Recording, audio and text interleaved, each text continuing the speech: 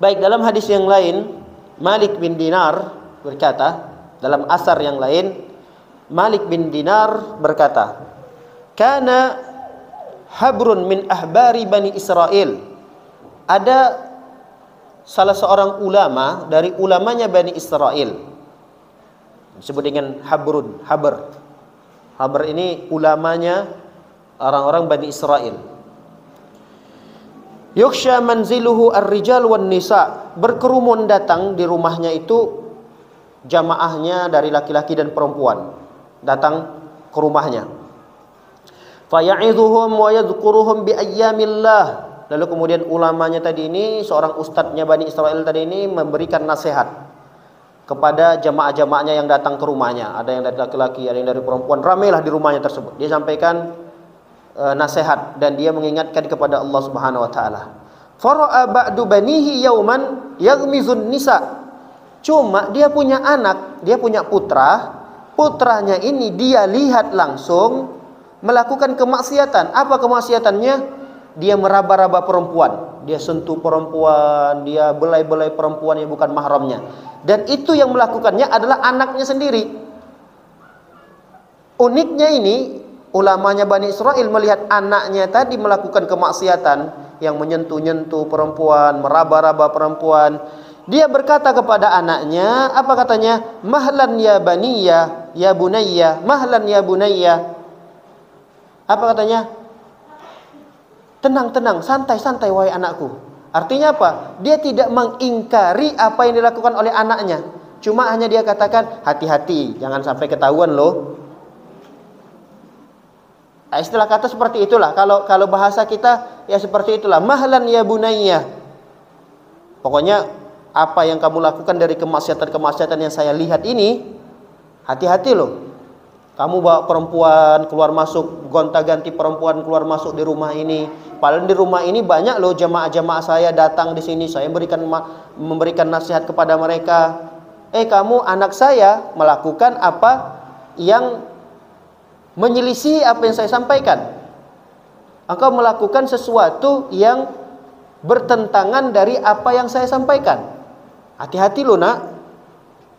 Dia tidak larang anaknya tersebut. Fasaqata min saririhi, lalu orang alim tadi ini jatuhlah dari tempat tidurnya. Kalau kita mungkin karena udah tua jatuh dari kamar mandi sehingga membuat dia cacat, membuat pembuluh darahnya pecah, stroke-lah dia.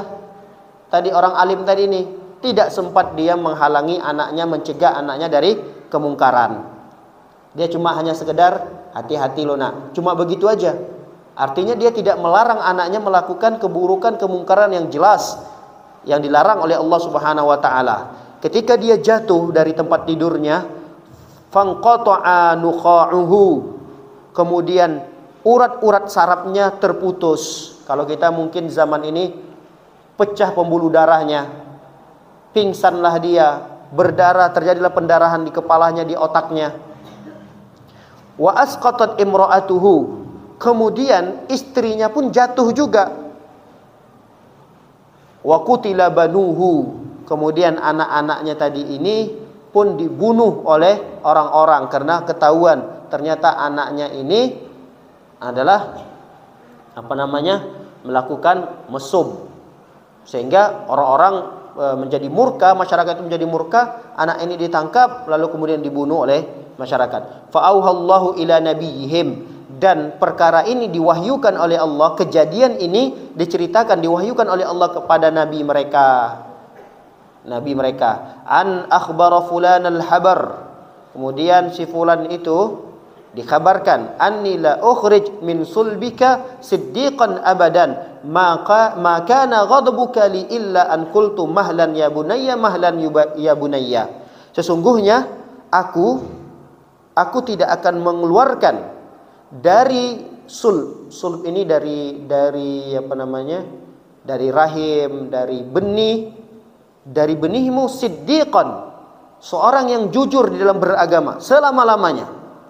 Selama Allah Subhanahu wa taala masih marah kepadamu ketika kamu mengatakan mahlan ya bunayya, mahlan ya bunayya. Jadi ada keluarga yang melakukan kemaksiatan, tapi kemaksiatannya ditutup-tutupi, bahkan dia hanya sekedar mewaspadai jangan sampai ketahuan. Nah, ini kan perkara yang buruk sekali. Seorang ulama besar, seorang dia bisa jadi tokoh agama, tapi keluarganya ada kecanduan, misalnya kecanduan narkoba. Tapi dia biarkan saja begitu. Tidak ada usaha dia untuk mencegah itu, tidak ada usaha dia untuk menghalangi itu. Dia biarkan saja anggota keluarganya seperti itu.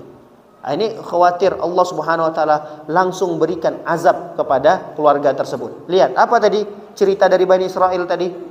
Sampai dia jatuh dari kasurnya sehingga terputuslah saraf-sarafnya, kemudian istrinya juga begitu, ditambah lagi anaknya tadi dibunuh oleh masyarakat.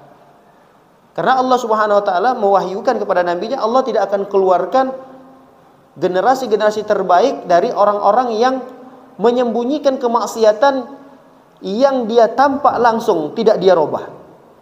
Dia hanya sekedar sembunyikan itu. Tidak ada usaha untuk merubahnya.